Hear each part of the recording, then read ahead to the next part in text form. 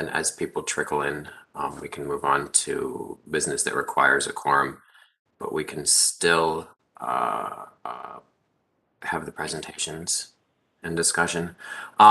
Good afternoon, everybody. My name is David Fenley. I am the chair of the Transportation Accessibility Advisory Committee. Welcome to the April edition of our TAC meetings. Thank you all for joining us. I'm going to hold on roll call and approval of the agenda and approval of the minutes, because I think we're about one person away from quorum. I know that 3 or 4 people did email saying they wouldn't be able to make it, but we still should be able to have quorum based on the folks who should be in the room today. So that being said, I do see that Bree Grand is here. We have had a couple updates from Bree on integrating accessibility project. There's a small work group of us that have been meeting outside of the TAC meetings with Bree and Leah, who's here as well. But we are happy to have them here to give us an update. And if you two are ready, dive on in. Thank you, Chair Finley. Can you confirm that you can hear me okay? Yep, I can hear you. Thank you. Okay, yes, well, thank you, Chair and committee members, for having us here today. My name is Bree Grand. I'm a project manager in Metro Transit's Transit Information Department. I use she, her pronouns, and I have long brown hair, and I'm wearing a white sweater and glasses today. And I'll ask my colleague Leah to introduce herself as well. Yeah, my name is Leah Jans. I use she, her pronouns. I am a senior graphic designer at Metro Transit within the Creative Services Division, and I am wearing a pink shirt, and I guess it's brown hair. It used to be blonde. And you can continue, Bree. Thank you, Leah. Next slide, please. So today we are planning to give an update to this committee on the Integrating Accessibility project that our division undertook the previous year, which we worked with some of the members on this TAC committee worked with us on that. And we want to provide an overall update on where things are at and what has come out of that effort. So we'll start by giving a quick overview of our division and the departments within our division, some background and general overview about what the scope of the project was, and then get into the different takeaways and recommendations that came out of the work group, as well as some next steps. Next slide, please. Okay, so since it's been nearly a year from when we last presented at TAC, we wanted to give a brief background about our division and this project just to kind of set the tone. So Marketing and Transit Information is a division within Metro Transit, and it just as a note, it is separate from any work Metro Mobility does. Our division supports Metro Transit operations and programs by working to attract new customers, whether it's bus, train, carpool, vanpool, or bike, and to retain and increase the satisfaction and riding frequency of existing customers through strategic marketing, powerful branding, and effective customer information. We are made up of 4 departments. One is Transit Information, and they operate the call center for trip planning assistance. They help produce the system maps, they maintain bus stop signs, manage electronic rider alerts, among many other things. Commuter Programs deals with the Guaranteed Ride Home program. They do ride matching for carpool and vanpool, bike locker rentals, and also work with employer partnerships. Market Development does media planning. They do marketing campaigns for our fare programs, route marketing, sports partnerships, and technology promotions. They also do awareness campaigns for safety, operator recruitment, transit improvement projects is another one. They also have event and community partnerships and do market research. And then the other department is creative services, and that's kind of the design side. They do writing and editing copy for projects, designing projects such as advertisements, the postcards, pocket schedules, maps, emails, signage.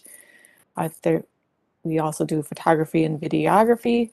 We manage our social media accounts, and then we design, test, and develop website pages and assets and other screen-based media.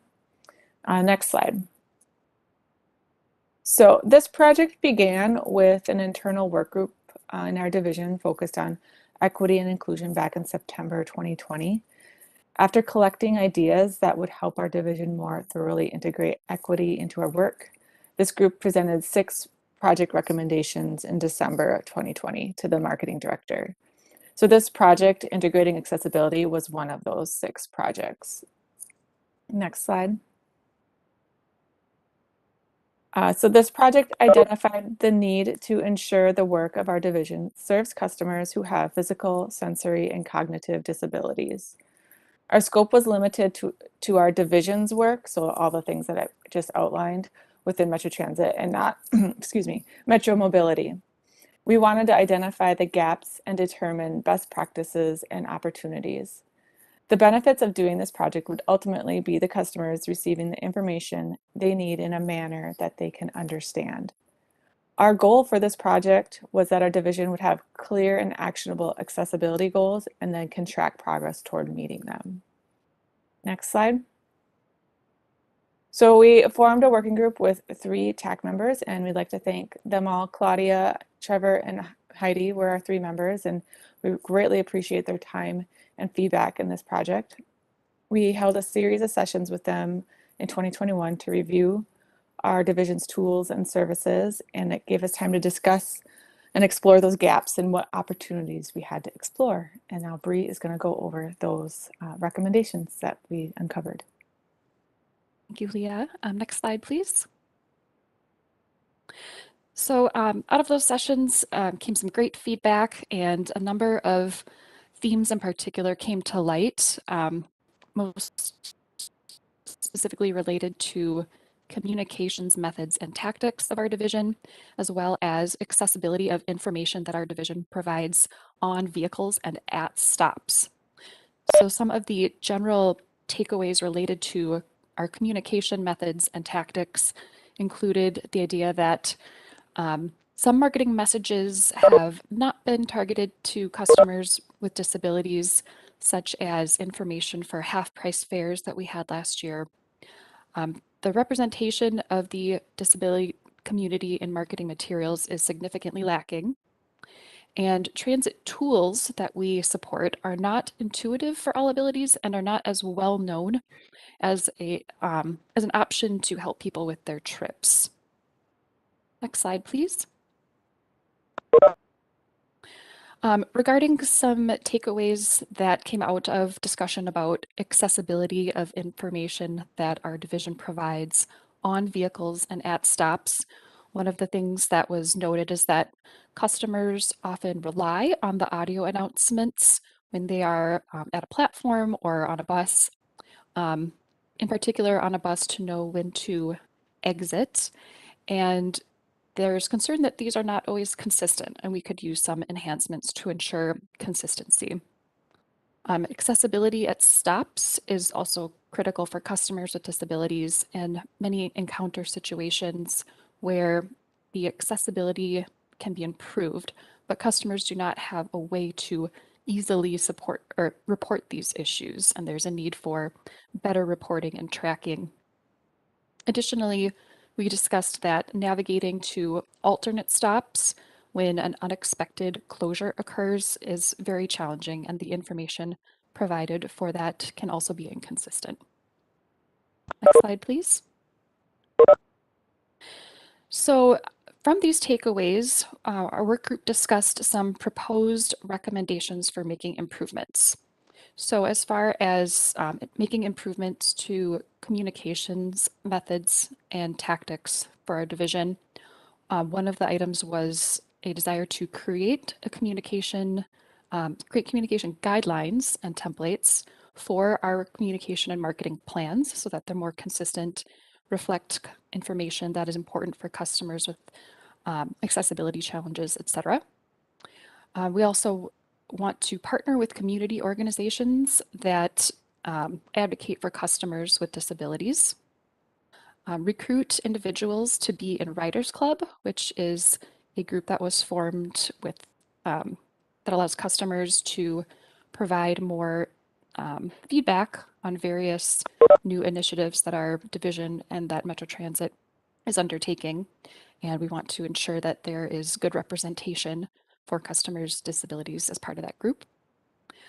We also want to create trainings, tutorials, and videos for individuals and organizations on how to use the transit tools we offer to make sure that that information is clearer and there's a simpler way of explaining how to use different tools and understanding of what those tools can do. And then we also want to create a dark mode or high contrast mode for our website and a mobile app. Next slide, please. There are also several recommendations that came out of the working groups related to the accessibility of information that our division provides on vehicles and at stops. And those included exploring how to improve our transit information accessibility by ensuring consistency with those audio announcements, enhancing the on-vehicle audio announcements so that we can include information like the upcoming, the next stop, not just the current stop. Seeking out how to provide visual confirmation of the location while someone is riding on a vehicle. Surveying the inconsistencies with how our information is displayed at shelters and on stops, and ensuring that some of those consistencies are rectified. And incorporating guidelines for better directions, wayfinding, and accessibility at alternate stops when there are unexpected closures or detours. We also discussed considering ways to allow for better or easier reporting and tracking when there are issues at stops so that customers have a clear and easy way to report those issues and that they are tracked more consistently so that they can be resolved. Next slide, please. And so Leah is going to cover some of the next steps. Yes, thank you, Bree. So after we collected all that feedback and provided those recommendations, the group met and we went over some priorities and then delivered these prioritized recommendations to the Director of Marketing and Transit Information in February. And we recently discussed them with him and the other managers in the division. We will be currently discussing timelines and resources as they all support these recommendations. And we realize that some of these won't actually probably start until next year, but some initial work may begin this year, and some projects actually that are slated for this year will fit into some of these recommendations already. So next slide. So with that, if there's any questions or feedback, we are open to hearing them. Do that. Thank you, Bree and Leah.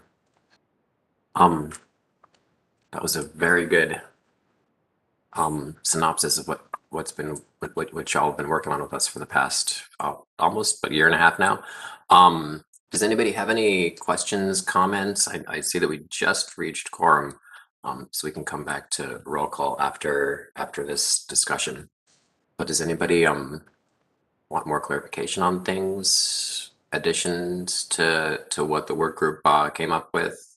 Questions for Bree or Leah? I do. This is Heidi. Go ahead, Heidi. My question is, are we going to be working on signage and how we place them in different places? Because we have all different heights for the, and we talked about this just to make sure, all different heights for reading the times for, when the buses come. And also where they put them is becoming very inappropriate in certain bus stops. Where it, I mean, you got the sides. If we're going to put them in shelters, you should put them on the side walls and not in the back of the walls, you know, where wheelchairs will be leaning against it or a bench will be there.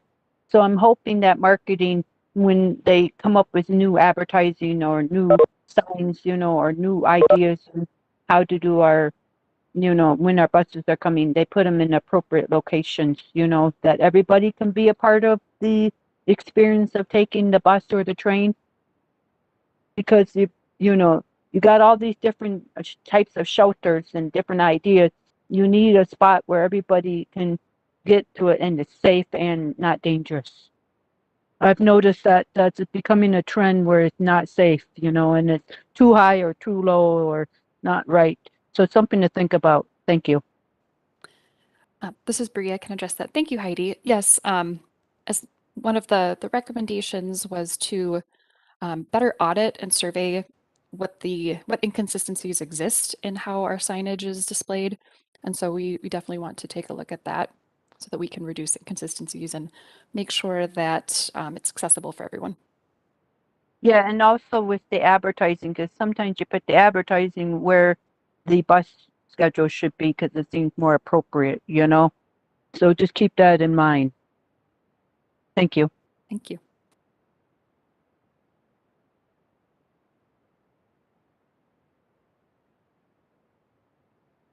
Any other members have questions or comments about integrating accessibility? Great. Well, maybe that's a good thing. You got everything you needed from the work group. And please keep me posted. Let me know if you want to keep on meeting, if you want to come back to us, if you have more questions. We're more than happy to serve as a resource to you. But thank you. Yeah, because I'll come back and help you guys if you want me to. This is Heidi. Sounds great. Thanks, Heidi. Like David said, we'll come back and do our part because you need different types of people that have different types of disabilities so they can give you all points of views. Absolutely. Couldn't have said it any better. Thank you, Heidi. All right, let's go ahead and do roll call now since we have quorum. Thank you, Diane, for cruising on in and helping us out with that. All right, I'm going to go through the list of folks who I see here. If I miss your name, please, by all means, chime in. But you can just give me a yes, give me a here. I just want to make sure that I am accounting for everybody that is here. Carrie. Here. Daryl.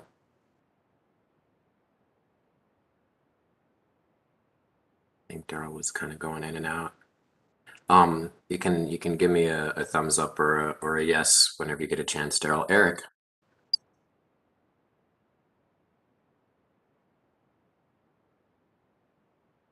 And the same applies to you, Eric. Sam. Here. Heidi. Here. Jeff. Here. Patsy. Here. Diane. Here.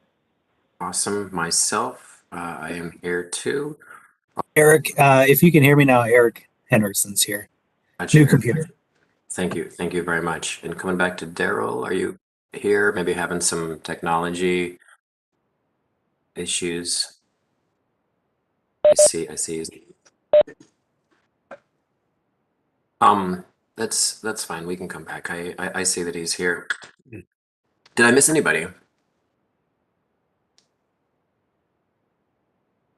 All right, well, that makes 9 of us.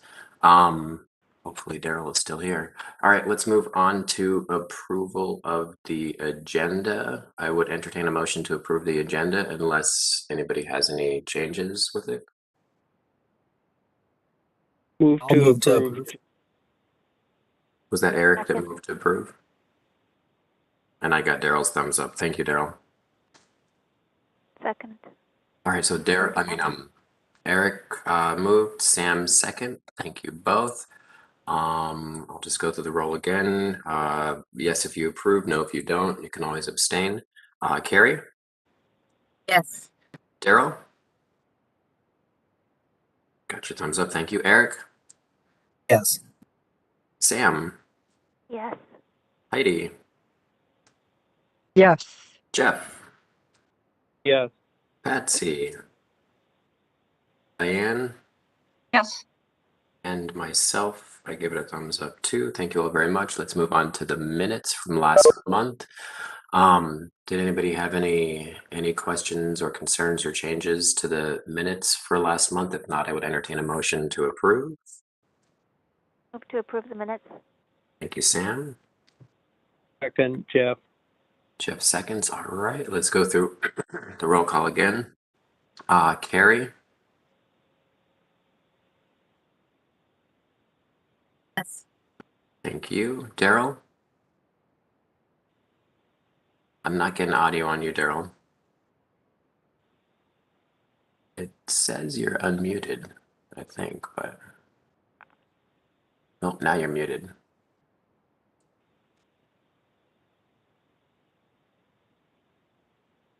I'll come back. Eric, Yes.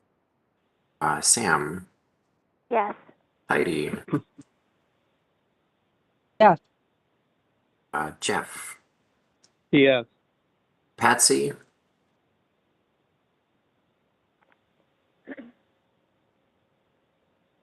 I missed that. Patsy might have been muted. Are you still here? Oh no. We just lost quorum. Diane, Here. myself says yes. We're gonna have to hold on this until hopefully Patsy can jump back on. Probably.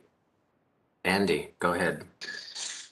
Just wanted to call out that per the bylaws, once anyone has been in attendance per any portion of the meeting, they count as in attendance. Perfect. Well, it's a good thing that that was gonna pass unanimously. I appreciate that, Andy. I didn't know that that obscure portion of our bylaws. Thank you very much. Cool. So we made it through the portion of the meeting that we needed a quorum for. All right, let's move on to Andy. It is actually your floor again. So I'm sure many of you have seen that Robert Street's reopening. I think in about 2 weeks, the Metropolitan Council members are required to meet in person. So Robert Street will be opening at the end of the month. Andy's here to talk to us about that and what our options are for in-person or hybrid, a potential for hybrid, conducting hybrid meetings. But I will turn the floor over to Andy, and then we can have a discussion Can about I it. just say one thing? I saw that in one of the mailings that came out for they were getting back together, but I didn't know if we were still going to do this over an app. But if there is any bad weather or any bad snow or anything or rain or whatever, can we still use this as a backup? So And maybe Andy can talk about that with us. that's Thank you. exactly what we're here to discuss right now. But I'll give the floor to Andy, and then how about let's hold questions until Andy is ready for questions, because I know that a lot of you have opinions about this. But I think that we can reach a amenable or a happy conclusion. But Andy, take it away, please. All right, folks. Thanks for having me. Chair and members of the committee, Andy Streasick here, Manager of Customer Service for Metro Mobility.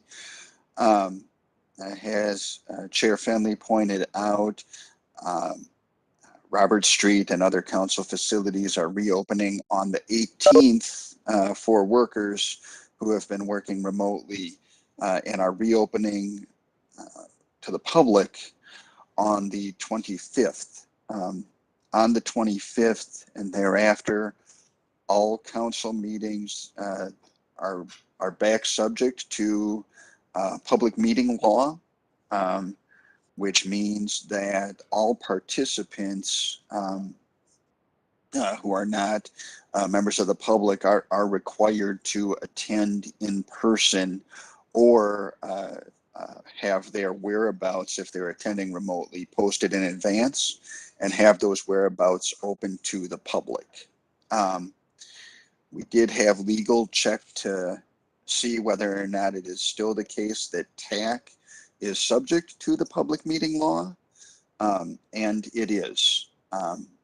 So typically in a non-modified environment, what that means is that starting on the next meeting, TAC meetings will be held in person at Robert Street, and will be that way going forward until further notice. Now, that said, obviously all laws are subject to the ADA and reasonable modification. So what I wanted to talk about today, since I know a lot of people have feelings about coming back in to an in-person setting right now, is that if anyone feels like it is a reasonable modification for them to continue to attend the TAC via telepresence, please request that reasonable modification to me, and we will take that and move forward from there. One of the things that the council has reported is that they've appreciated the increased public attendance that some of our advisory committees have seen with the virtual meeting option. So the virtual meeting option will remain in place for the public, and therefore should not be any kind of undue hardship to keep that in place for members of committees should they need a reasonable modification to continue to attend remotely. So with that, I'd say, just shoot me an email. It doesn't have to be anything formal. But if you, for any reason, need a reasonable modification, let me know and we can work with that. And I do want to say before I yield to questions that, don't think about this just in terms of, a disability that might impact your respiratory system. If you are blind and therefore may have a hard time maintaining physical distancing all the time, if someone kind of encroaches on physical space, maybe that's grounds for a reasonable modification. If you are not able to independently put on or remove a mask, maybe that's grounds for a reasonable modification. So with that, I will go ahead and yield to any questions folks have. Thank you very much, Andy. I see a hand from Eric. Go ahead, Eric. With public attending virtually, will we be monitoring that for questions during the public comment period, or would the public have to be in attendance to enter into public comment? Nope, we still, it'll be the same technology we have in place. So if we see questions pop up in a chat, that's certainly something we should be able to address going forward. Sam Jasmine.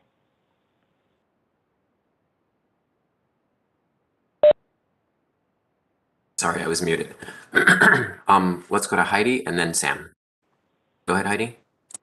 You answered my question if we still have to wear the mask, and I'm okay with that. Are we separating? Because some places are, when you go to meetings, we're not sitting close to each other anymore. Good question, Heidi. We're still in the same room doing what we need to do if we're going to do it. Yeah, great question, Heidi. So the council is not enforcing any physical distancing requirements or mask requirements after the 25th when the building is open to the public, or after the 18th when it's open to staff. So if that weighs on your decision whether or not to request a modification, know that there is no requirement for masks. Obviously, people have the right to wear them, and there is no requirement of physical distancing, but of course, people can try to maintain that as much as they can. Oh, we can wear our mask at the meeting if we want to? Absolutely. Okay, thank you.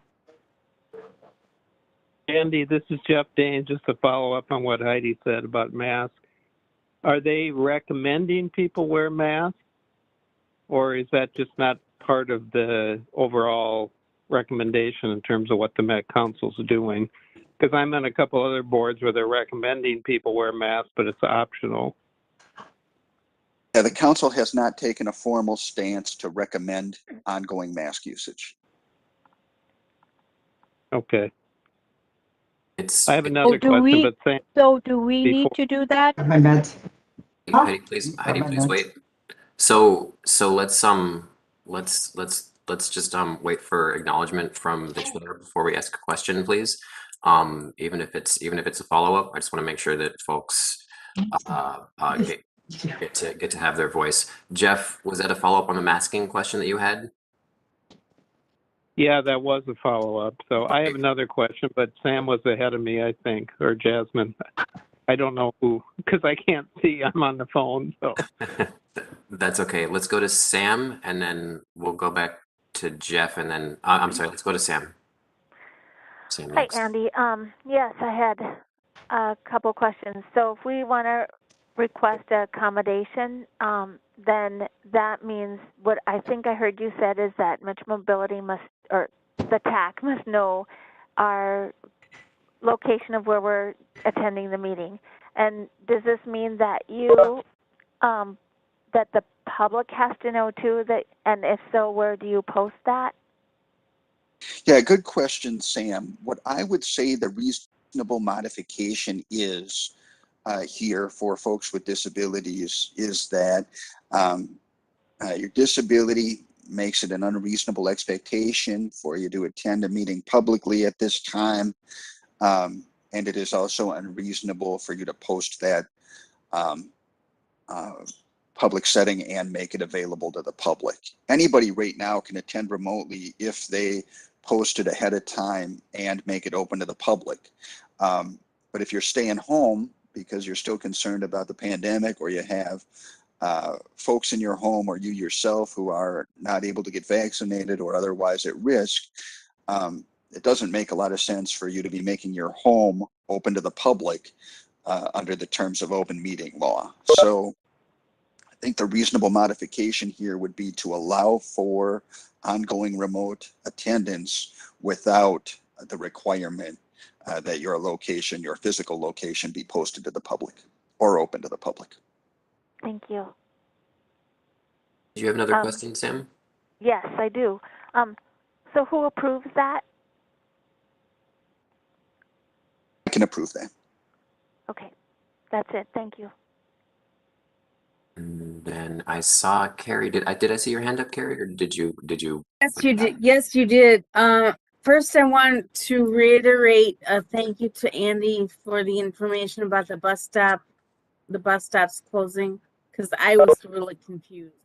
But I'm also concerned about confused about the masking, because drivers are required to have people wear masks, but I myself have seen people take masks, but they don't even put them on. So is it the 18th that only that bus, the 18th referring to the bus stop and not the mask mandate for Metro Transit? Am I correct, Andy?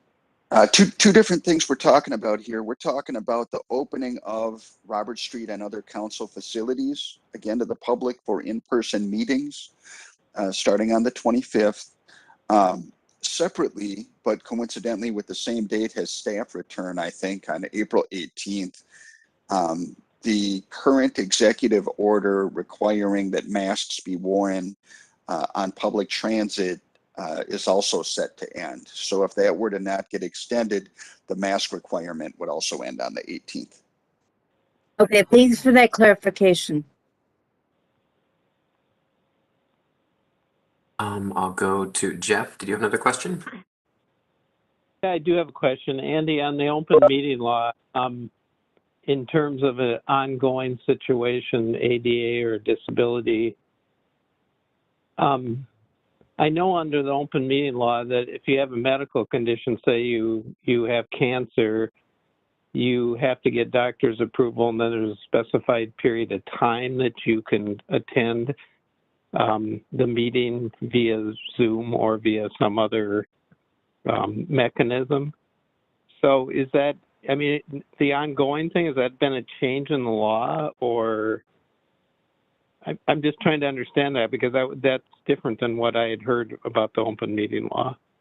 Yeah, an ADA reasonable modification is different from the sort of normal terms outlined in the law. So there has not been a change, although I should add that there are bills that have been offered to the House and Senate to tweak open meeting law, which may or may not have impact on whether or not the TAC falls under it, to look at providing some more leeway just into the letter of the law. But no, the letter of the law does have specific timelines in place, etc. A reasonable modification would be something above and beyond those.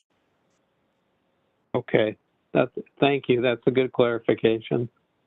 I know there are some bills up in the legislature, and they're involving a hybrid meeting, so some people can attend via Zoom and some people won't be via Zoom. But we don't know where those are going to end up at. We probably won't know till June. But thank you. Thank you, Jeff, for that clarification. Heidi, go ahead. Would be is who decides, all this, because you can start a war with this at the same time, you to clarify, for safety reasons, for, using video or wearing a mask, because I still wear a mask, and until this, I don't think it's ever going to end. But, and I know there's people that look at us like we're weird, but I still wear a mask just for safety reasons. So who decides, about, besides you, that what you're talking about is okay to do, without starting a war, or miscommunication or problems. You talking about okay to wear a mask or okay to attend remotely? Just, because the last person was talking about the laws and the rules and the regulations and stuff. And I don't know how do they approve that, or who gets the accommodations and who don't, and how does it fall under without causing a war, because one person might say, well, I didn't get it, but that person did. And I was just wondering, how we're handling it, if that makes any sense of what I just said. This is David. So masking is your personal preference. I'll make sure that in the meeting, if people are wearing masks and some people aren't, that there is no conflict on that. I think that mask being a personal preference is totally acceptable. As it pertains to open meeting law, which was written well before. That's what I was talking about, the open meeting law, because one person can interpret it one way and another person can interpret it a different way. So open meeting law, which was written well before any pandemic or COVID related issues came up, and now that it has come up, there's a good thing we have the federal civil rights legislation that is the Americans with Disabilities Act that does allow folks who have a disability to request either a reasonable accommodation or a reasonable modification. In this case, we're going with a reasonable modification of a law or a policy. So therefore, you can, as an individual with a disability, request a modification of the open meeting law so that you can attend the meetings remotely and not have to abide by what I would consider now antiquated, now that we've had a pandemic, the sort of outdated open meeting law that would require that if an individual remotely attends a meeting and they're a member of TAC, that their location has to be posted and that location has to be open to the public, which puts, frankly, people in danger in this world. So I think it's a pretty cut and dry case for individuals with disabilities to be able to request a modification to the open meeting law so they can attend TAC meetings remotely and still feel 100% safe. Does that make sense, Heidi? Yeah, my question was is that if we get a new person that comes in and decides, well, that's not accommodation and it used to be, or, you know, because we're a pretty good group, we get along with each other and we at least try to make it work. It's just that I don't know in the future how this is going to be carried out, if it's going to be done correctly in a way that is fair for everyone. Yeah, That good would point, be my Heidi. concern. So in talking to occupational health and legal staff at the council, I can go ahead and approve a reasonable modification. However, if I or whoever was making that initial determination were to deem it inappropriate, it does not end there. It needs to go through review by Health, by occupational health, possibly OEO, obviously under guidance from legal. So while there is leeway to approve here at the staff level for committees, if somebody were to decide, because they were a new person or whatever, that something was not a reasonable modification around that, it does need to go through a formal process, including, occupational health and potentially legal, as well as our OEO departments. Thank you very much. That's what I was getting at, because I can just see someday that could happen, and how do we handle it? Thank you. Thank you, Heidi. Go ahead, Daryl.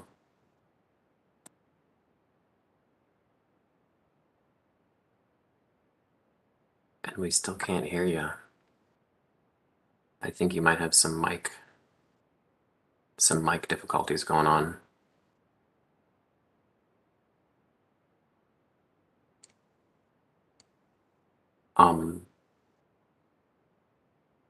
Try to chime in if you can. I will open it up to. Can he type? Daryl, can you type it? Are you able to type it in so we can get your voice heard? Also, Daryl, if you want to call my cell, I can put you on speaker too. If we want to try to do a workaround that way. Otherwise, right now I'll open it up to other folks who have questions or comments regarding Robert Street opening back up. Go ahead, Diane. So it sounds to me like we have at least some members of TAC who are concerned about sitting next to people who don't have masks on. And I wonder if we have any way that we can, just as a friendly agreement, agree that for the time being, folks will wear masks if they're able, and that if people feel uncomfortable sitting next to someone with a mask, that we will all understand if they say, "Would you please move away from me?" And that if we can just as a committee, commit to being, as Heidi said, people who get along and just be there for each other and continue to take care of each other. That might be just a useful thing just for us to do, because I know we can't require it, but just as an agreement between us. Diane, thank you. This is David. I would say that we're a pretty cordial group amongst ourselves. I wouldn't be like you said, like mandating our own committee to wear masks. I don't know if that's possible. I would try to veer away from that, but I think that with the reasonable modification in place and also the ability to wear masks and just being respectful of folks, I'm not gonna tolerate any disrespect, whether it's from social distancing or from the desire to or not to wear a mask. But yes, Diane, thank you for bringing that up. Does that meet your concerns, Diane? Did anybody else want to chime in on this? So are you saying Oh. we can or cannot wear masks? You can do whatever you want. You can wear a Okay. mask, and I will fully support everybody's decision to wear a mask. Okay. Just wanted to I ask just- that question. Yeah, I just wanted to basically publicly say that, you know, as you said, Heidi, you know, we generally all get along, and that if anybody has an issue where they don't feel comfortable sitting next to someone who's unmasked, that hopefully they would feel comfortable saying, you know, can you sit further away from me, or can you put on a mask? And I mean, I will bring and wear a mask, because it sounds like there are people who are still concerned, and I do wear them sporadically. It just depends. I kind of gauge the room whenever I walk in. So I'm one of those who carries it in my back pocket, and if I don't feel comfortable, I stick it on. So I hear where you're at, Heidi. That's what I was getting at, because I never know when you have to. And even in stores, I just wear them just to be on the safe side. Thank you, Diane and Heidi. Does anybody else have any questions, comments? Looks Just like another question. It's Jeff, David. Go ahead, Jeff. So you will be present, as well as people that don't have accommodations. Then the public can come in, or can the public come in on Zoom? I'm just trying to understand the layout of what this is going to look like, because I know other groups I'm working with are struggling with the same issue. So The public can come in person. I will be attending in person. Others who do not have reasonable modification requests will be there in person. In addition to the public attending in person, sounds like there will be an ongoing option to continue to attend via WebEx. okay, thank you. And to answer one small portion of your question, Jeff, yes, I will be attending in person as well. Good. Is that going to be out in the public so they know in newsletters or emails? Because this is a lot to take in, for, if you want to make a complaint or if you have to go in front of us and say something, are they going to get Folks are some of this being information? notified that meetings are going to be in public after the 25th, and that council buildings are open again. I'm talking about if they have to use video. You said there's different ways you can do it. Do they know all those options, or how do they know how to do that? That's what I was getting at. Yeah, we've advertised up to this point online that folks can attend council meetings and advisory meetings remotely. And those instructions and notifications, I'm assuming, will remain on the council's public-facing websites. So to clarify a little more, open meeting law applies differently to the public than it does to the members of the committee. They wouldn't have to have a reasonable modification. We're just giving them another way to attend the meeting, whereas members would need to submit a reasonable modification to attend remotely. Would you like me to call you, Daryl? You can give me a thumbs up if you want.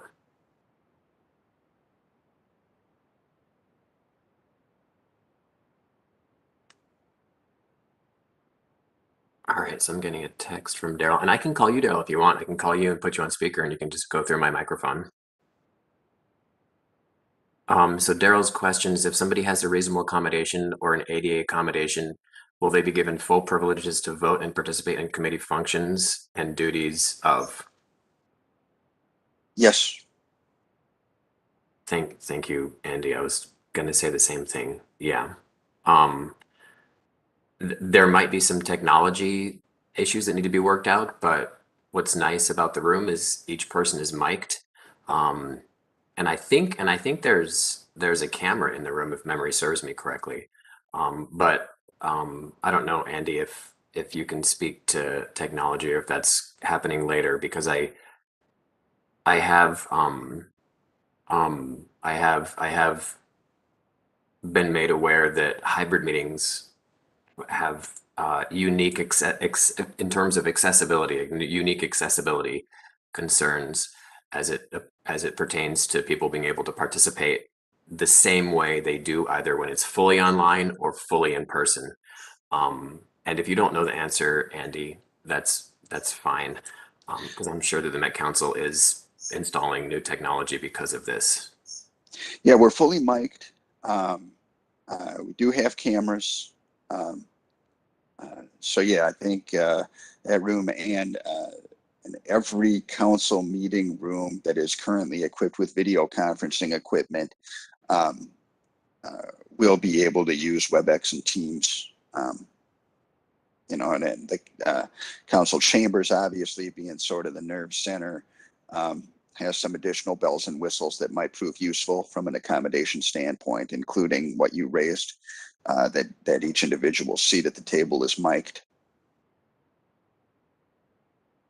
Yeah, and I will go out of my way to make sure that folks who are calling in or videoing in can participate as seamlessly and equally as possible as if they were in the room or as if we were all online. But especially for the first couple meetings, there might be some there might be a learning curve. So work with me. So Daryl has a second part to his question. He wants to know if TAC members do not have a reasonable accommodation request, will they be required to call in and get an excused absence, or can we maybe say they forgot to request the ADA accommodation? I mean, I would say, please, if you're not going to be able to attend, let us know so we can have an excused absence.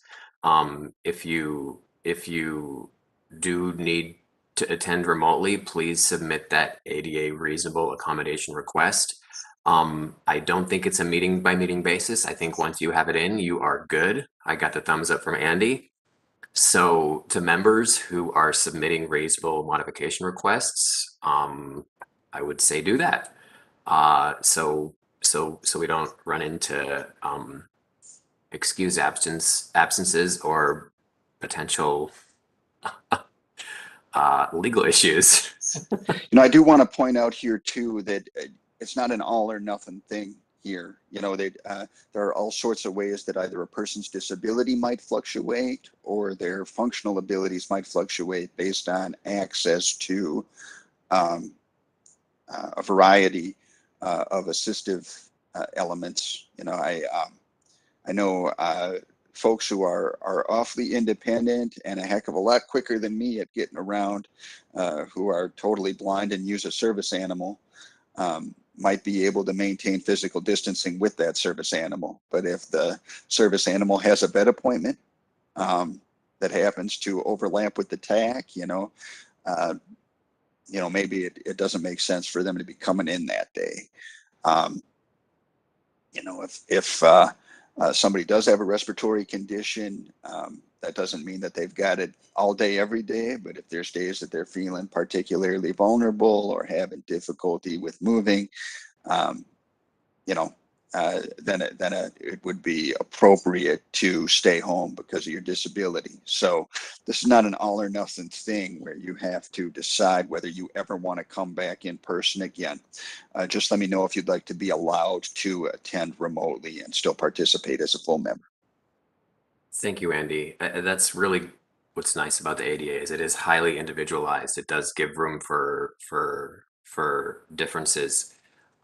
Again, in an individual from day to day, but also between individuals that may have the same disability. One may submit a reasonable modification request, and that doesn't mean that somebody else will or won't. It's highly individualized, and can change as time goes on. I saw Heidi's hand. Do you have a question, Heidi? Yeah, what about, because this is a great example, and I brought it up earlier, and then you said you would talk about the weather has been like a yo-yo lately, and most of us take Metro Mobility or the city bus, and and so what do we do on bad weather days? Can we still use the video? Because maybe we really can have a meeting, it's just that we all can't get there, to have the form, The meetings So how are does that public work? is the general rule. So if you think the weather is going to impact your ability to attend, you would need to put forth a reasonable modification request. You know, we would never again have, well, I can't, unless there is another state of emergency declared, we would never again have a meeting that is exclusively virtual. But if individual How about participants in the wanted to winter stay home, time?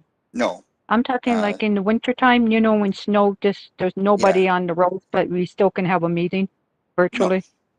We would not go back just because of a normal Minnesota winter to having a meeting that took place exclusively remotely. Okay. However, you know, it's hard to claim undue hardship for a reasonable modification request when we have the technology in place and have been doing remote meetings successfully. So if you feel like you personally would need to attend from home, you can put in that modification request. But it's not like the meeting would be like it is now where everybody is attending from home.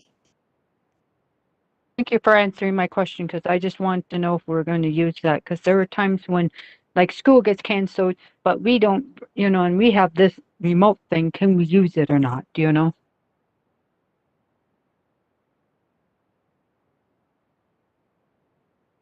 So yeah, so I would say not thinking about the weather, but maybe get your reasonable modification request in. So then you can determine on a meeting by meeting basis whether or not it's going to be I just didn't know if we were prudent. going to use it or if it was going back to the regular way because now I have to get used to that because I'm so used to one way. Now I got to get back to the real world situation. Thank you. Oh yes, the real world is descending back upon us, maybe. I don't know. It'll never be the same. Um, does anybody else have any questions or comments regarding in-person meetings? All right, thank you all very much. I knew it was going to be a good discussion. I appreciate everybody chiming in. And Andy still has the floor because we have some Metro Mobility service adjustments to discuss. And we have, looks like a slide deck. I'll wait a second for that to get loaded up and give Andy the floor again. Take it away, Andy. Thanks, Jason. Oh, I think we lost the deck. There we go. All right, you can go ahead and go to the next slide. I'm actually going to really skim through these first 4 slides. These are largely for people who are not real familiar with Metro Mobility or why it works like it does. I know we've gotten probably more than one new member since the last time I really did an in-depth Metmo 101. So if it's something people are interested in, let me know. But I'm going to assume that the vast majority, if not all of you, know most of what's contained here in the first few slides. Metro Mobility has 2 different service areas. We've got the federally mandated, what we call ADA service area.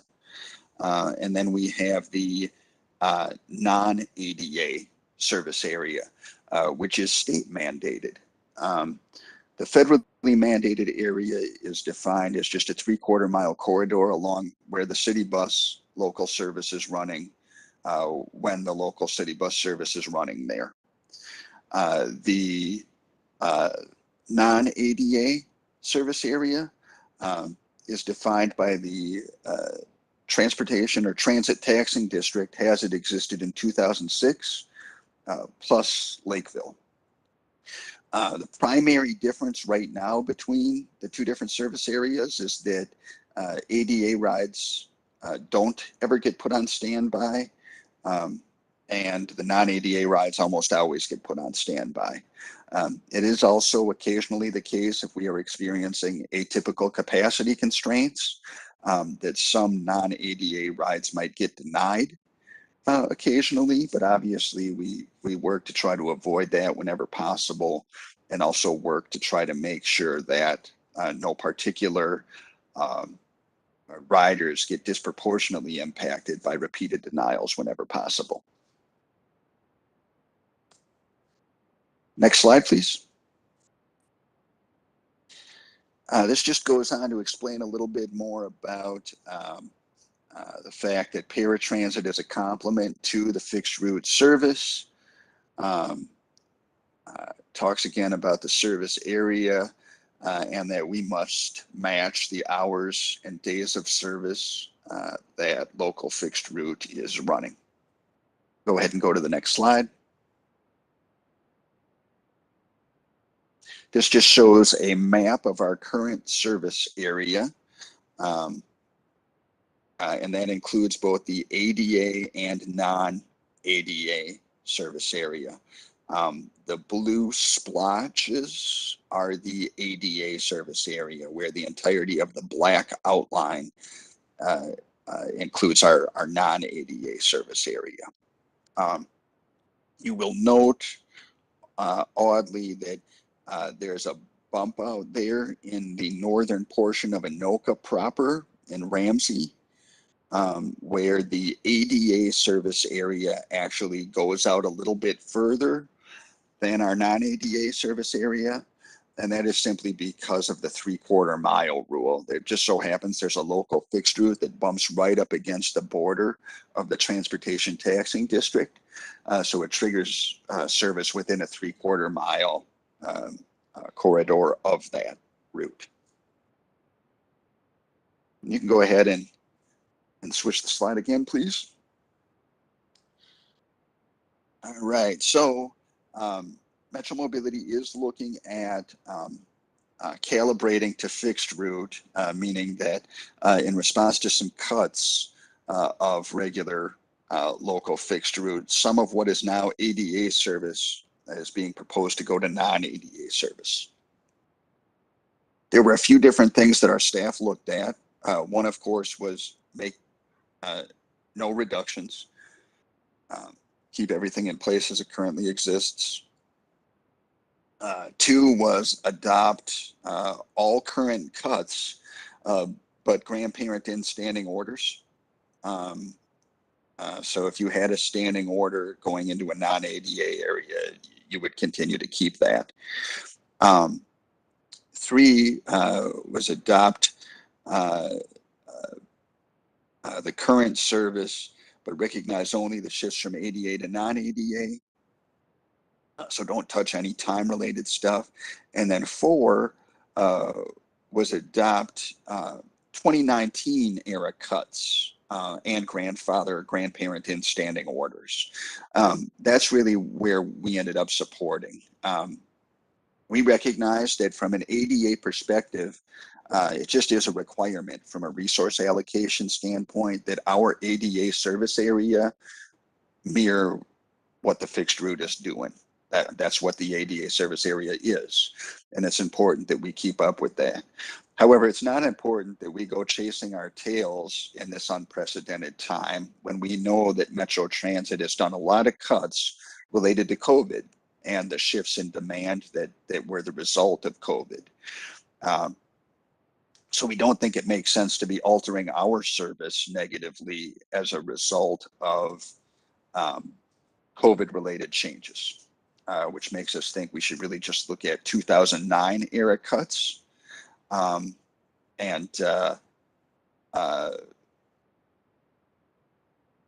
that we would again look at grandparenting in all standing orders, so that if someone had a standing order in a service area that was in the ADA service area at the time, so their standing order was approved, but now it is the non-ADA service area, any standing orders that would not have been granted based on service area adjustments would be grandparented in.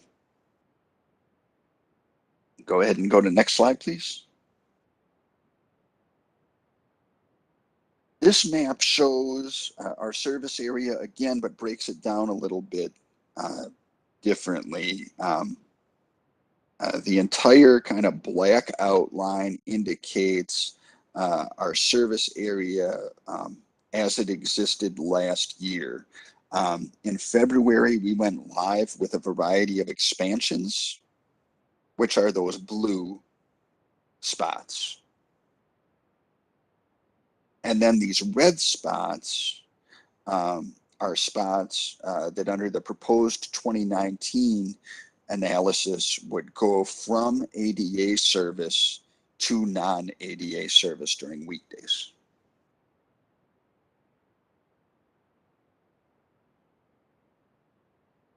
And you can go ahead and go to the next slide, please.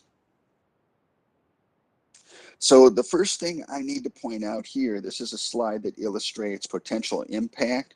We are still working on refining all of this data, and I will tell you explicitly, weekday demand, that first line, the numbers are a little too high still with regard to percentages impacted. The data that I'm getting from that, I was working on refining this right up until the meeting. So you've got a variety of inflated statistics here that I'm about to correct verbally. But that top line for weekday demand, I do not yet have improved, refined data. So I'm going to walk through you know, what each of these says. Again, this is a thumbnail sketch, but it was off base based on some errors when we pulled data in the first place. So weekday demand I can't speak to, but I can tell you based on the demand ridership that I was able to refine further for Saturday and Sunday, it will drop a bit in terms of the percentage impacted in all likelihood. And then there will be additional refining that goes on to drop it further in all likelihood when we look at it on a trip by trip basis. But basically, what this tells us is that weekday demand ridership, if we were to go forward with instituting the 2019 service adjustments, it would impact somewhere south of 4.3% of trips and somewhere south of 4% of riders. Weekday standing orders, rather than going based on what's on your screen right now, I'm going to read to you some refined data. When you look at unique clients that, oh, I'm sorry, I don't think I have refined data there for that either. I apologize for the weekday standing orders. When I look at now what's there for the total number of clients, I'm sorry, that remained the same in my analysis. Got it. But the origin destination no longer in the ADA, that's a miscalculation because it included rides that were never in the ADA to begin with. When I look at actual changes, that number drops from 971 to 124 for a new percentage of about 4.5% impacted. And then when you look over at the origin destination no longer in the ADA, again, the percent impacted falls similarly because we stopped including standing orders in our analysis that were never ADA to begin with. And that percentage impacted falls to about 3.7. And again, I need to call out explicitly for all the standing order analysis, we are recommending grandparenting in. So even though we say, yeah, it's 3.7% of all the standing order trips that are impacted, not that much, or 4.5% of the riders impacted, not that much. We are proposing grandparenting in all those folks so they keep their standing orders based on service area adjustments. Saturday demand, similar to what's there, I think, for what to expect with regard to demand. Percent impacted with regard to total trips falls to about 5.8 with a little bit of refined analysis. Sunday demand in standing order, similar falls. We're looking at, instead of that Saturday, if I jump back to Saturday first, just because the standing order percentages are the biggest. If I look at Saturday standing orders, we're looking at probably roughly 8% of the customers with Saturday standing orders impacted, not 47%. And we're looking at, for Saturday standing orders, somewhere around 9%, not 46% being impacted. And then similarly, when we look at Sunday, you see a change that's pretty large on the standing order side of things. Percent impacted of trips with regard to standing orders for Sundays, looking at about 4.1%, not 44%. And percent of customers impacted drops from 46% down to like 5.4%. Go ahead and go to the next slide.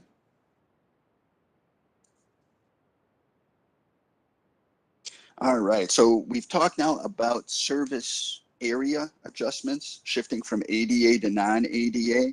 Obviously, the other part we have to look at when adjusting to when the local fixed route is running is hours we serve. So this is a slide that kind of gives a rough estimate as best we can right now to what precisely those cut times would look like in which communities.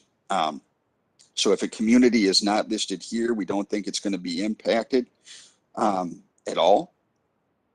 And the communities that are listed here show which days of the week there might be a service hour cut and which days of the week there wouldn't be. So for example, if you take Apple Valley, our initial analysis would indicate that there would be no Apple Valley weekday cut or Sunday cut if we adopted the Metro Transit Service adjustments that were implemented in 2019.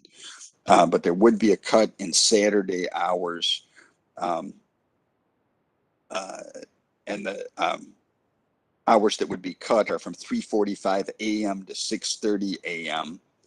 And from 8:45 p.m. To 12:30 a.m. at night.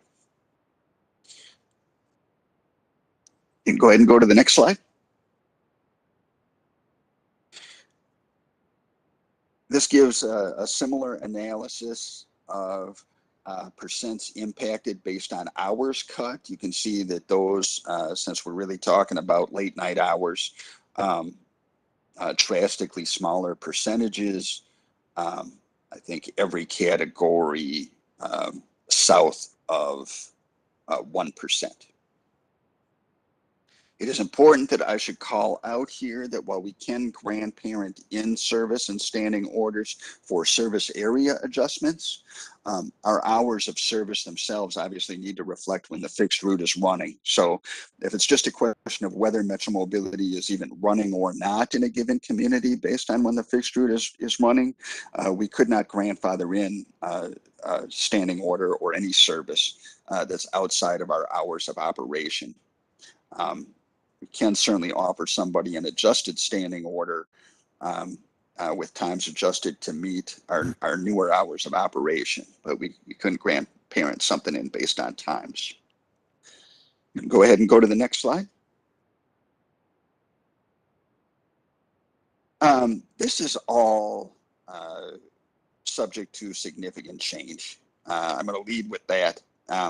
But we do definitely want to give an absolute minimum of 6 months notice to inform impacted customers of any change.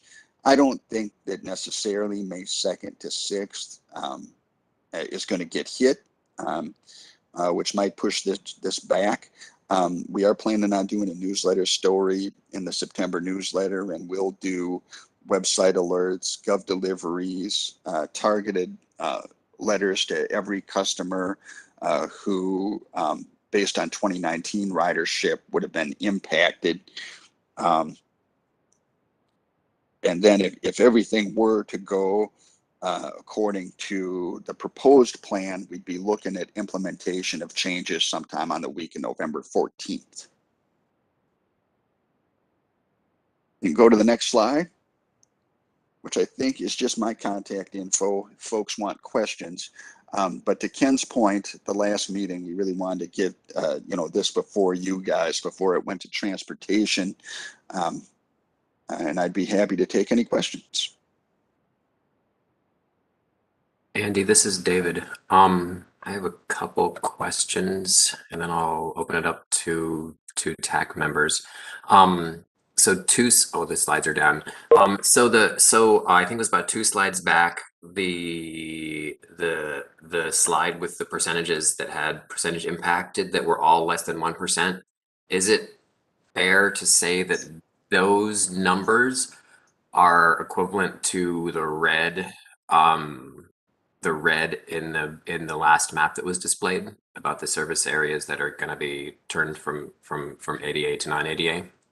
No, those numbers are about time adjustments. So you make 2 different adjustments when you match fixed route service. You're obviously adjusting the service area that they cover, but then also you are adjusting for the times that those buses are running. So this has nothing to do with any areas of the map. This is just about who would be impacted by imposing the new time adjustments that would be reality if we went based off Metro Transit as it existed in December of 2019. Okay, thank you. I'm sure that other folks have questions. I do want to just put this on pause for 1 second, if you don't mind, Andy. I did notice that Brooke just jumped into the meeting, and I do know that Brooke is on a limited timeline here. They have to get back to the Transportation Committee, which is a very important committee for you to be in. So, Brooke, thank you for joining us today. Give us your update, and you're free to go back to the legislature. Great. Thank you so much, Mr. Chair and members, for letting me jump in here. As the chair mentioned, we are actually, the transportation bill is up right now in the House Transportation Committee, and in the Senate Transportation Bill is in Senate Finance right now. So we're trying to cover a lot of bases this afternoon. So I appreciate your flexibility. I just wanted to provide a brief update on what is in those transportation bills. This is the week that these big omnibus bills are moving, so this is hot off the press, and could be changing as we speak, or in the next few days as the bills are marked up and moved to the House and Senate floor. So I will just maybe hit the bullet points for each bill, starting with the Senate. So the Senate Transportation Bill is Senate File 1154. There's a number of provisions in that bill related to transit planning and operations. I'll hit the major points. There is a reduction of the general fund appropriation to the council for transit system operations in fiscal year 23 of $10 million. The bill later appropriates $10 million in fiscal year 2022 and 2023 to the council through MnDOT to provide a match for federal infrastructure matching funds. So that's money that's sort of moved around for different purposes.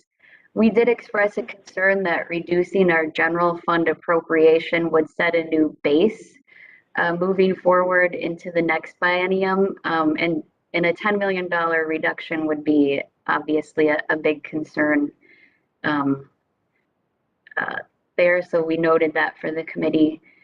The bill requires that matching infrastructure funds for the IIJA, that's the federal infrastructure bill, for electric vehicles must come from non-state sources.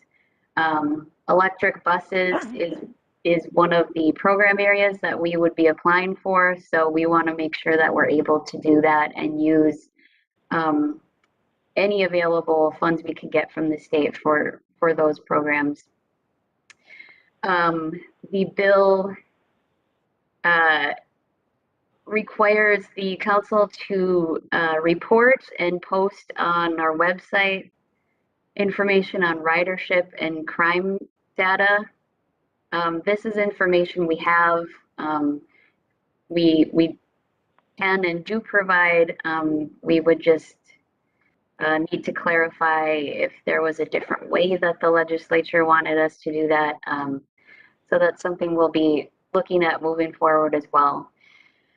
The bill requires a pretty stringent municipal consent process for guideways. Currently, that's required for light rail projects. I'm sure many people are familiar with that process. That would require a similar process for guideways. It would also allow revocation of municipal consent that had been approved. That would be problematic for us in submitting federal applications, knowing that the approvals that we have could be revoked at some point during the process would be problematic for us in going after those federal funds.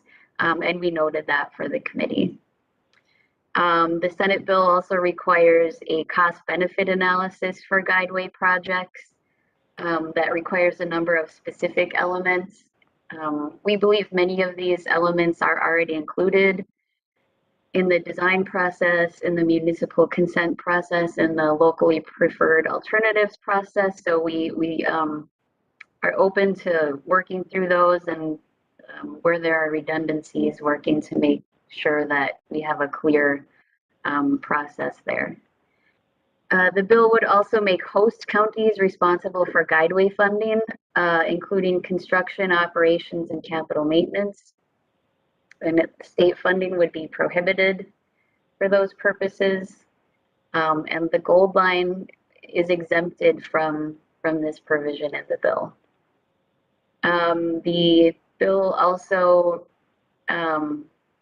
requires the council and MnDOT to request approval from the FTA to discontinue North Star operations. That's something that there are currently, I believe, 2 studies going on at Metro Transit that are examining commuter and public transit use post-pandemic. So our position is that we should see what those studies have to say before we make any permanent decisions that would impact those services that are being studied. The Senate bill also requires a suspension of all guideway activities until the Green Line extension is in revenue operations. That would be a problematic provision for us as we're working on future guideways, and in a delay in planning, a delay in any part of the process tends to add to the cost of those processes. And that would obviously put a lot of work on hold that's happening right now. I'm going to jump over to the House bill. I know this is a lot. We're sort of reviewing these now ourselves internally to go through these bills that were just released this week. In the case of the House transportation bill that was released on Monday. And that's what they're reviewing right now in committee.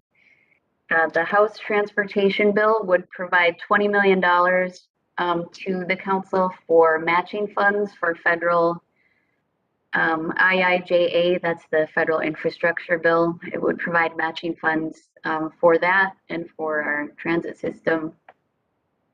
The bill sets aside $5 million for zero emission bus procurement and related infrastructure. And $5 million would continue to be appropriated in fiscal years 2024 and 2025 for that low, no emission bus plan. The House bill provides $500,000 for arterial bus rapid transit planning. That would look forward to the J, K, and L lines. So that would let us take on, sort of build our bandwidth for bus rapid transit planning. The bill appropriates $2 million for transit shelter improvements. It appropriates $1.3 million to replacement service providers. You might also hear those referred to as the opt-out providers or suburban transit providers. And that would be for a micro transit service that they have been working on implementing. The bill would set a uniform fare schedule requirement for bus and light rail service from July 1st to August 31st this summer, where we would have $1 fares for regular out bus and BRT and light rail. And the bill would appropriate $2.3 million to backfill foregone revenue from those lower fare amounts. On the policy side, the House bill requires the council to establish a signal priority system planning work group that would gather Metro Transit, some city officials, county officials, and MnDOT to discuss transit signal priority systems to get transit vehicles moving more quickly through stoplights, essentially. And the group would have to report back to the legislature in December with their findings on that.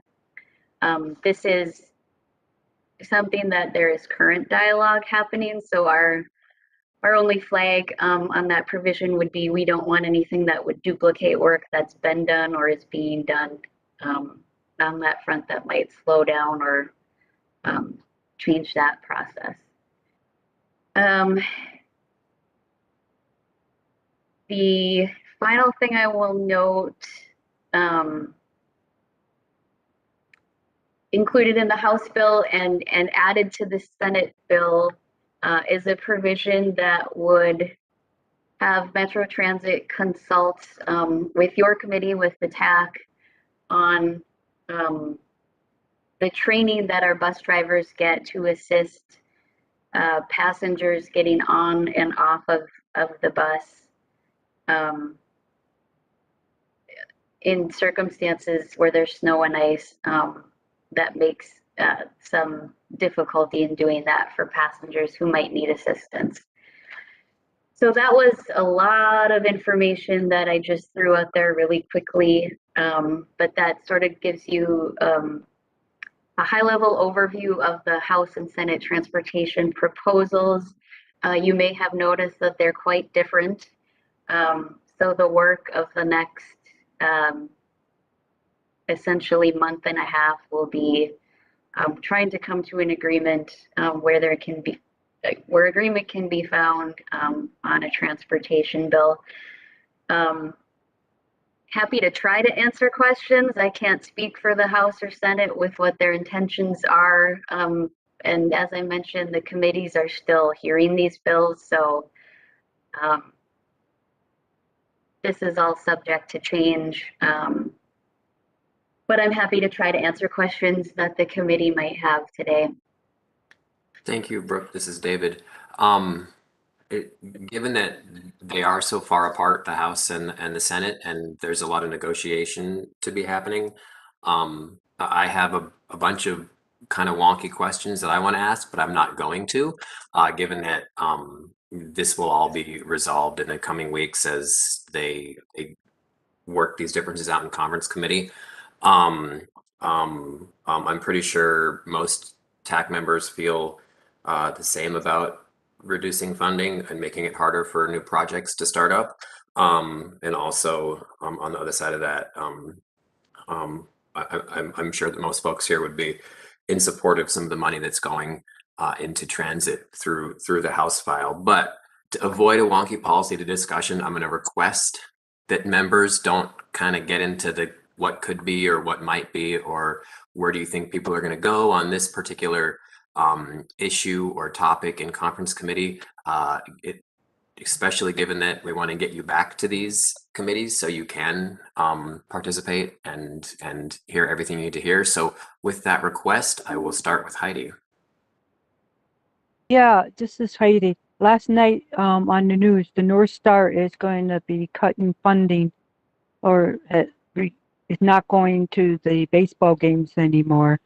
How is that going to affect has the community come to the legislators and said anything? Because they did talk to a person who has autism, and the mother says the train was the best thing for the kid to get out in the community. So it's something to think about for the people with disabilities that rely on different kinds of transportation. You know, when you're not getting a lot of people using it, and now they can't go to a baseball game or go to a concert or go do an activity. So I don't know if that's going to hurt our economy, if I'm saying that right, and our people. I don't know if the legislators have been bombarded going, they don't appreciate it, you know? So it's something to think about. It was just put on the news last night that part of our state is not going to use the North Star. Thank you. Yeah, thank you, Heidi. This is Brooke. You know, the point that we've made is that we know, especially during the pandemic, that you know, ridership has changed, people's travel patterns have changed, their commutes have changed, and we want to really study that and get some good information about that before we make permanent decisions. Because things might change back, they might be different, but we don't want to make permanent decisions right now, knowing that we're going to have some better information coming through these studies. Okay, because the news made it sound like it's a permanent thing, and it heartbroken some of the people who truly need it, and it just made me think about people with disabilities that use it to get out. Thank you. Yes, this is David Heidi. No, it's not set in stone yet. They still have to reach an agreement, but they're not very close. I can say, you know, folks, if you have concerns about where either one of these bills are at, or if you know folks who do, then you know, talk to your legislator, talk to your senator, talk to your representative, and let them know how this will benefit or hurt you. Does anybody else have any questions? I just have a quick question, David. It's Jeff. Go ahead, Jeff. On the Senate bill, my phone cut out, Brooke. You said 10 million was being cut for, proposal was 10 million cuts for Metro Transit, or? Yes, this is Brooke. Jeff, that was a $10 million reduction to our general fund appropriation for what it's called in the bill is transit system operations. So that's really just our core function of, I believe light rail operations are primarily funded through that state appropriation. So we have expressed concern that would be reduced and reappropriated for another purpose. But because the bill reduces our general fund appropriation in the second year of the biennium, the way that the state finances work is that that last amount carries forward as the base. So our concern is that, well, first of all, we don't want a $10 million reduction to that appropriation in 2023, and we certainly don't want a $10 million reduction to carry forward each year as our base funding amount in the next biennium. Okay, thank you. This is David. Again, these are proposals. The House and the Senate still have to agree on a bill, and the governor still has to sign that bill. So there's a long way to go. None of this stuff is set in stone yet. Any other questions from TAC members? So Daryl's mic still isn't working, but he did want to say thank you, Brooke, for doing this work on behalf of the Met Council. And is the training bill in both the House and the Senate, or is it just in the House? Thank you. This is Brooke. Thank you for that. I will answer that. I will just also echo the chair's comment that this is the preliminary go for the House and Senate, and things probably won't look like either one of these proposals by the end. There's a long way to go. And the state 2-year budget was enacted last year. So really the legislature doesn't have to do anything at all. So if they can't reach agreement on anything, they could do nothing. If there are only a few things they reach agreement on, they can do a few things. There's really no way at this point to say how things will shake out. So just want to make that really clear. And to the question on the training, that was included in the House bill as the House chair released his proposal. And then in the Senate, Senator Kent proposed it as an amendment to the bill, and that was adopted by the committee. So it currently is in both the House and Senate bills. Thank you. And then another question from Daryl about the administrative citation. Is that in both bills as well? Thank you. This is Brooke. That was just posted as an amendment to the House bill. So it appears to be an author's amendment, so that's likely to be added to the House bill when they mark it up tomorrow. So that is our understanding, is that it will be going into the House bill. It's not in the Senate bill yet, but it was discussed during their hearing, and the chair indicated he's willing to keep having discussions on that proposal. So we're hoping we can get that in. Thank you, Brooke. And Heidi, last question. My question is, in the bill for training for the bus drivers, you know, do they have real life experience, or is it all behind a desk where they get the training, you know, in the bill, so they know how to react to different types of disabilities? Because I've seen in the disability community, sometimes it's all desk stuff, and then when they come out and actually do it, it's like a whole new world for them, you know, in the disability community, for different types of disability programs that the legislators have to work on and tweak and work with the different communities. Thank you. If you can answer my question or not. Sure. Thanks, Heidi. This is Brooke. You know, I am not sure how that is implemented in our current bus operator training. That's a question I could bring over to Metro Transit operations to see how that's actually implemented. But I'm sorry, I don't know personally the answer to what that training involves today. That's quite all right. That's all right. That's just a good question to think about. Yeah, that is a good question. I can speak to it a little bit more, Heidi, if you want. The bill is very non-descriptive of what's in the training. It just says that they should receive training, but also in the bill it says that they consult with TAC too. So we can have some say in that. All right, thank you all. That would be very much. awesome. Thank you, David. Yeah. No, it is. It's not too bad. So thank you all very much, and especially Brooke. Thank you. Have fun back over there at the legislature.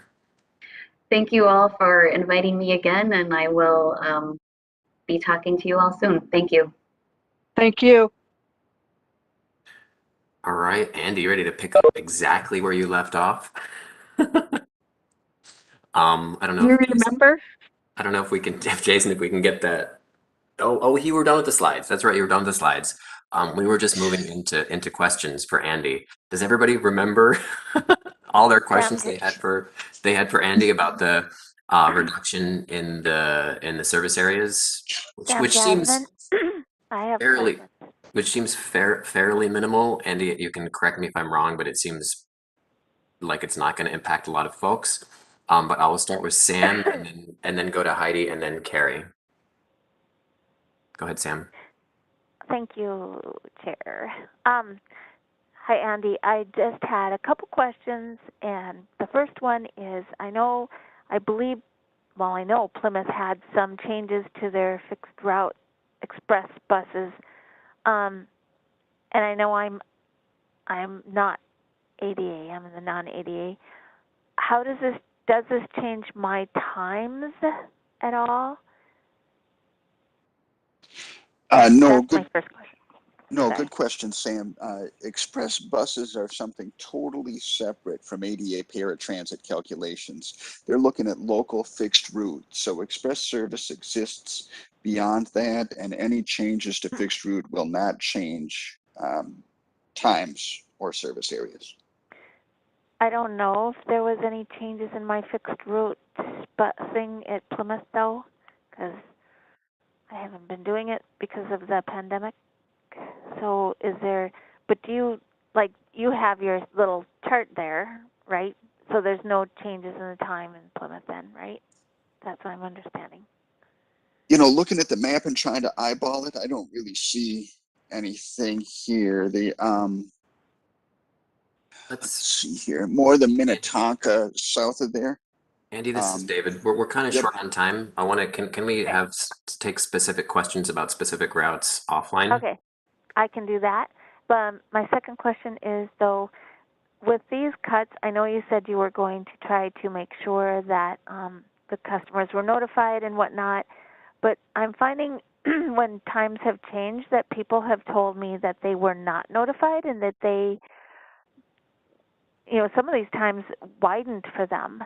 And they didn't know that. And so I'm wondering if it wouldn't be a good place to start off when you have those little spring talks and fall talks at the Metro Mobility, if you wouldn't just make those quick announcements like these are the times that have changed, these are the times that have been shortened, and the places. Would that be, something that you guys could do, because it seems like people are missing this? Yeah, absolutely. And I should point out for everybody, we communicate very, very differently on expansions versus cuts. Okay. Particularly in this environment where we went live with an expansion during an unprecedented driver shortage. We threw it on the website and hoped it wouldn't totally kill our service. And a lot of people didn't know about it. Yeah. For expansions, we do not advertise. Basically, we want people to be able to book a ride if they have to book a ride. But at that point, we were still communicating essential trips only. And we're again experiencing some significant capacity constraints. So we kind of put that out there and let it sit. FUTs are very, very different. We've got an ethical and legal obligation to give people notice so that they are aware that something that they have had previously might not be available going forward. So very different deal. Thank you. Thanks, Andy. This is David. I just want to reiterate, if members have questions about specific lines, please let's ask those outside of this meeting, given that we have limited time. But I will go to Heidi and then Carrie. Well, my question is kind of what David doesn't want me to talk about, but what about the buses that don't have a lot of drivers and they keep getting cut? And some of us use it to go to medical appointments, Metro Mobility, because that's the only way you can do it nowadays. And I'm lucky I have it, and thank you very much.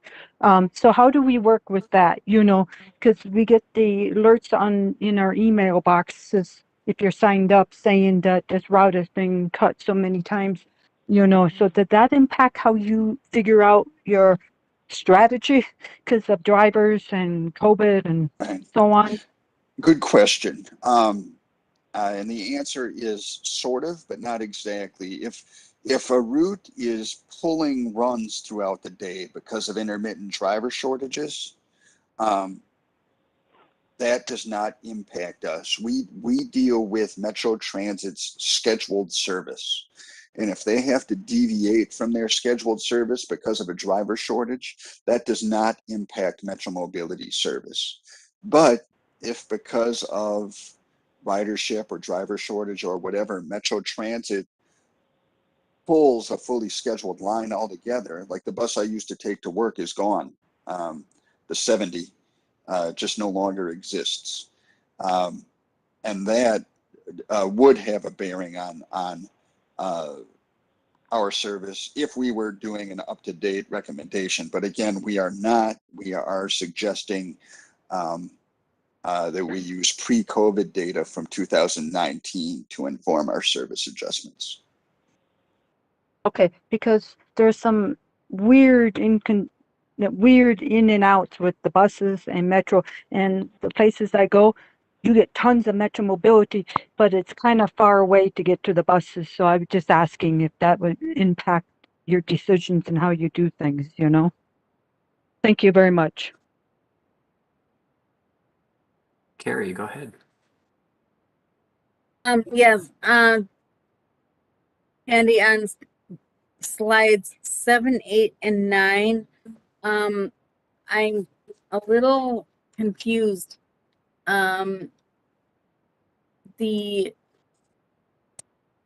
Based on these charts, they're based on the 2019 numbers, but as of today, are they not, because of the shortage of drivers, are they cutting out the on demand where you can't get a ride if you are requesting it? If you like one day have a meeting and you forgot to make a ride. Oh no, I'm sorry. The premium. I'm sorry. Good question. So demand service in the nomenclature of these slides just means not a standing order. Not a standing order, a ride that you call and book in advance. The premium on demand service, the cab ride, where if you forget a ride, you can call and book it, not being cut. Other than its hours of availability will match our hours, so there might be some slight adjustments in some communities for overnights, but no, the on-demand premium on-demand service with the cab companies will continue to be available. Okay, because the last couple of rides that I've had requested on changes to my ride, I haven't been able to get. So and they've been telling me we no longer take those type of rides because of the shortage of drivers. Oh, two different things. Yeah, there I go we again. would encourage, we would encourage all of our providers not to do same day changes. The amount of time that takes from dispatch, the amount of time it takes for staff at the providers to look for rides that they usually can't accommodate anyway, and what that means for people on hold and wait times, etc. Our normal recommendation to contractors pre-pandemic was don't be messing with same day changes beyond, of course, the important rule that we're not interested in leaving anybody stranded. We will pick somebody up eventually, but in terms of other same day rides or modifications to ride requests, we would encourage providers, not to do that. There was definitely more leeway during the pandemic, and our advice changed. Because look, if you've got the ride available, give the ride. The issue that our contractors run into is they spend minutes, sometimes a bunch of minutes, looking into whether or not they can accommodate a same day ride or a ride change that they usually can't. And then most of those customers requesting them get nothing, and those staff resources were wasted while people sat on hold, or dispatchers were not properly routing trips that were booked in advance. So same day Metro Mobility rides, as our ridership returns closer to normal, will kind of go back to being something that don't happen very often. Typically, if you want to book a ride the same day, or if you want to change a ride that was booked in advance, they're going to refer you to the Premium on Demand service. Okay, thanks for that clarification. Thank you, Andy. We have time for one more quick comment from a TAC member if they want to ask a question or comment on this topic. All right, thank you, Andy, very much, and good questions, Heidi. Thanks, guys. I really appreciate your time. And everybody else. Quick chair's report, and then we'll move on to public comment. So Daryl Paulson has served as TAC representative to the Purple Line. He's up for reappointment to that. I would support that. I don't think we need to vote unless somebody would like to propose someone else be the Purple Line representative. But if nobody has any alternatives for that, I would just say we continue having Daryl be our Purple Line representative, since he's done such a fantastic job over the last, it's a couple of years now. Does anybody have any questions or comments for me on that? All right. Daryl, you can text me if you want to add anything to it, but this is unprecedented. We don't get to hear Daryl's voice in a TAC meeting. All right, let's move on to public comment. Is there a member of the public who would like to chime in here on any particular topic? We have a few minutes left. I think I was informed that there was somebody who did want to chime in. Maybe they're muted, but I cannot hear you. Cynthia, Cynthia, you muted?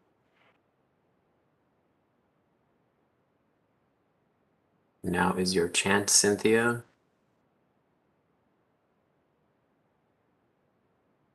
I will call you real quick. I think is it star 6 that mutes and unmutes on the phone? I think. And star 9 that raises hands. Sorry about that. I had trouble. I'm calling in, so I had trouble unmuting. Can you hear me? We can hear you.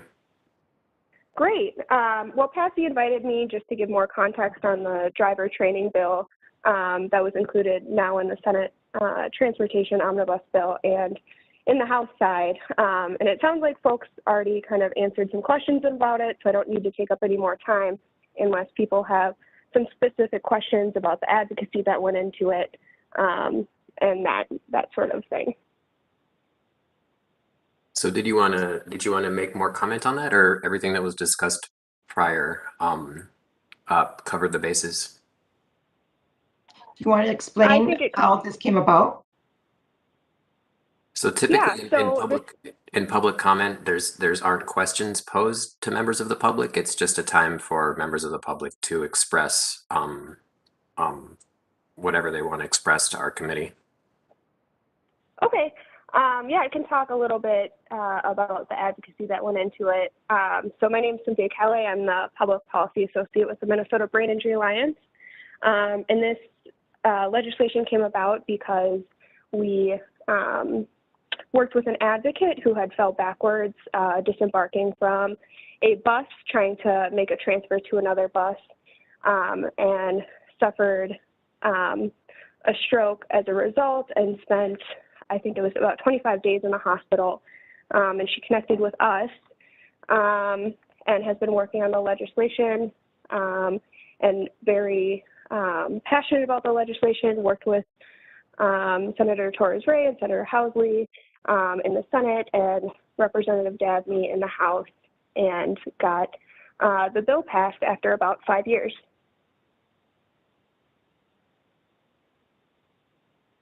Thank you very much, Cynthia. And thank you for coming and chiming in on this.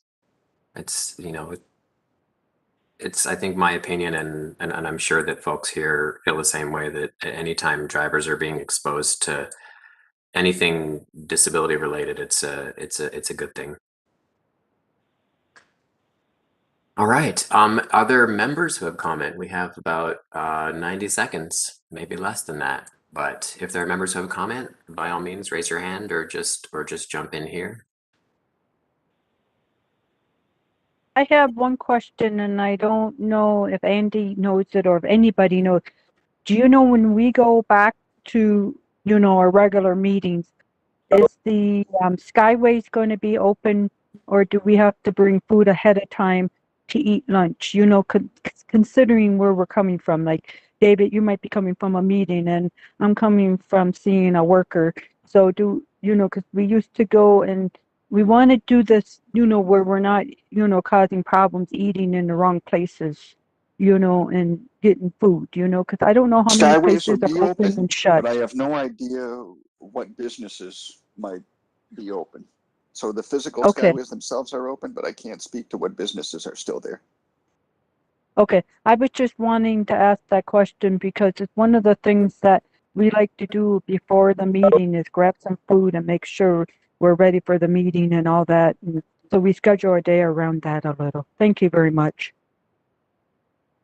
I do know that some businesses have closed, but some are open. I would maybe check with the business before, just to